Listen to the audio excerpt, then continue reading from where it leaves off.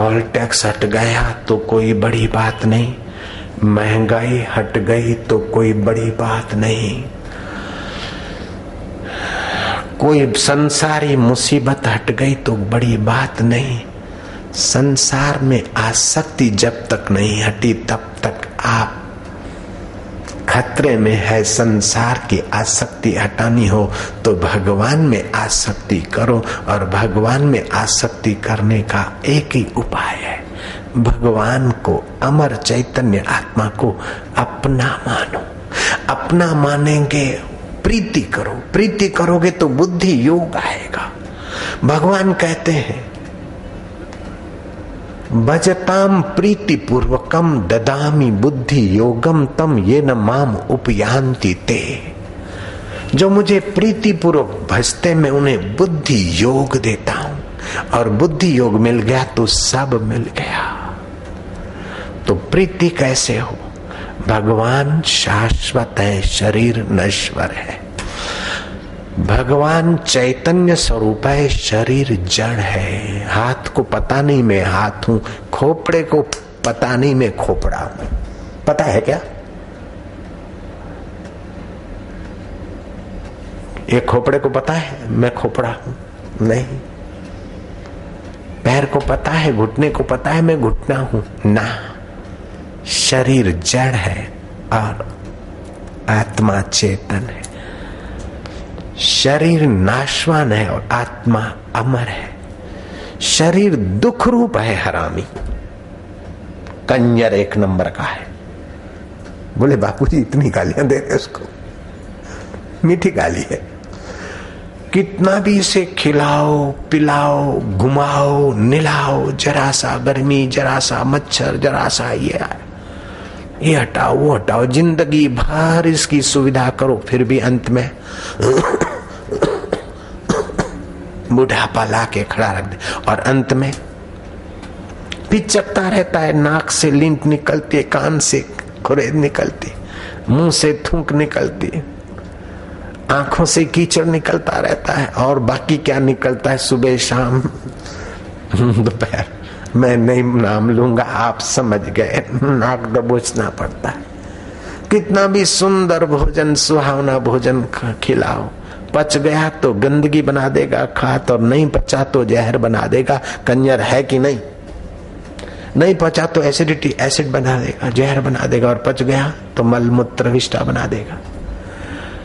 अगर कोई किसी को गर्मी की ऋतु में एसी चला के रहा और फिर गर्मी की ऋतु में दही खाता रहा तो कफ बढ़ जाएगा, खांसता रहेगा।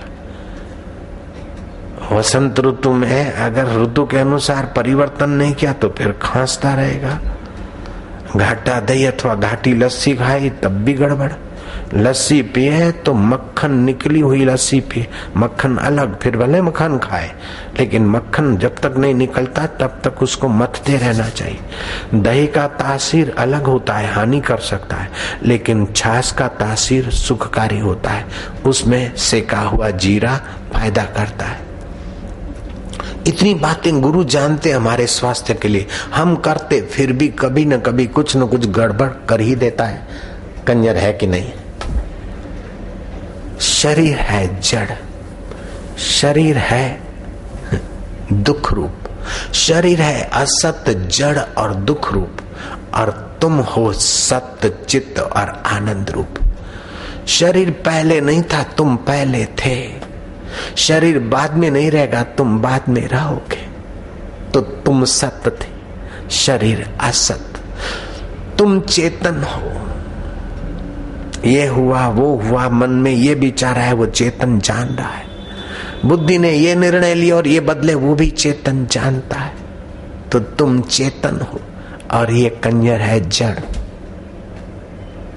असत जड़ और दुख रूप।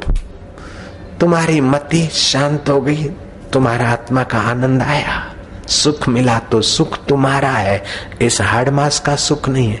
मेरे लाल आए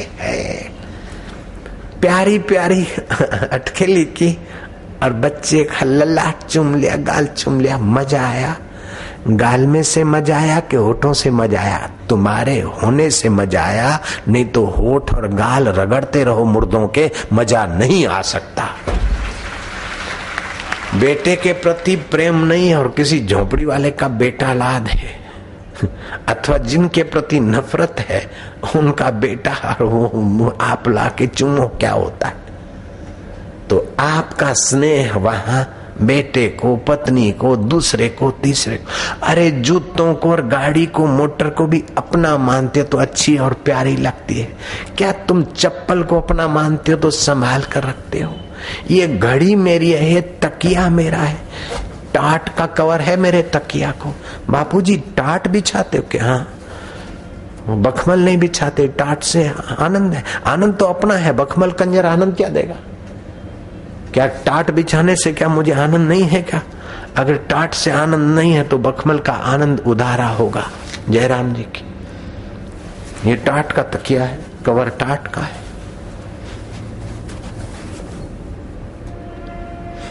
ये मिल जाए तो सुखी रहूं, गादी तकिया हो तो सुखी रहूं, तो तेरा रस विषयों में है। तू अपना रस स्वरूप विषय विकारों में देकर खप मत, अपने रस से टाट को भी पावन कर दे और जो भी है वो पावन हो जाए। ऐसा तेरा पावन चैतन्य आनंद स्वरूप आत्मा है। तो तेरा आत्मा है सत्य, चित्त और आनंद। शरीर है असत, जड़ और दुख। अन्योन्य अध्यास हो गया, एकाकारता हो गई रहते रहते। अरे गाड़ी में 2 घंटा बैठते उससे एकाकारता हो जाती, स्कूटर पर आधा घंटा बैठते एकाकारता हो जाती। वो पीछे बैठा हुआ, आगे स्कूटर चलाने वाला तो चला रहा, वो ब्रेक मारता है वो ड्राइवर, और पीछे वाला का मन की भी ब्रेक होती रहती है, मुंह भी बदलता रहता है, एक्शन होते रहते दिल में। गाड़ी में बैठे और गाड़ी किसी रेलवे के पुल के नीचे से गुजरी और ऊपर से ट्रेन जा रही, तो बैठने वाला यूं कर देता है। अब ये नहीं याद रहता है कि गाड़ी रेलवे के पहिए और तुम्हारे सर के बीच कार की छत भी है। सिर यूं नहीं करेंगे तभी भी चल जाएगा, लेकिन सिर यूं हो जाता है। कार के साथ एकाकारता हो जाती है, बेटे के साथ, भाई के साथ, धन के साथ एकाकारता हो जाती है। ऐसे शरीर के साथ एकाकारता हो गई, इसलिए आप धोखे में दुख भोग रहे हो। बाकी आप दुख भोगने के काबिल नहीं हो, दुख भोगने के लिए नहीं हो। एकाकार नुक्ते की हेर फेर से खुदा से जुदा हुआ, नुक्ता अगर ऊपर रख दे तो जुदा से खुदा हुआ। जहां सत्य चित्त आनंद है उसको मैं मानने के बदले असत, जड़ और दुख रूप को मैं मानने की गलती हो गई। और ये गलती साथ में है तो भगवान कृष्ण होने पर साथ में श्री कृष्ण जिसका रथ हाँक रहे, ऐसा अर्जुन भी दुख से बचा नहीं। श्री राम जिनके गोद में खेले हैं, ऐसी कौशल्या माँ, सुमित्रा माँ भी दुख से बची नहीं। श्री राम जी के पिता श्री दशरथ भी दुख से बचे नहीं। और हनुमान जी को राम जी ने तत्व ज्ञान का उपदेश दिया और कौशल्या माता ने आखिरी जीवन में कौशल्या माँ, सुमित्रा और कैकेयी ने राम जी को क्या कहा पता है आपको?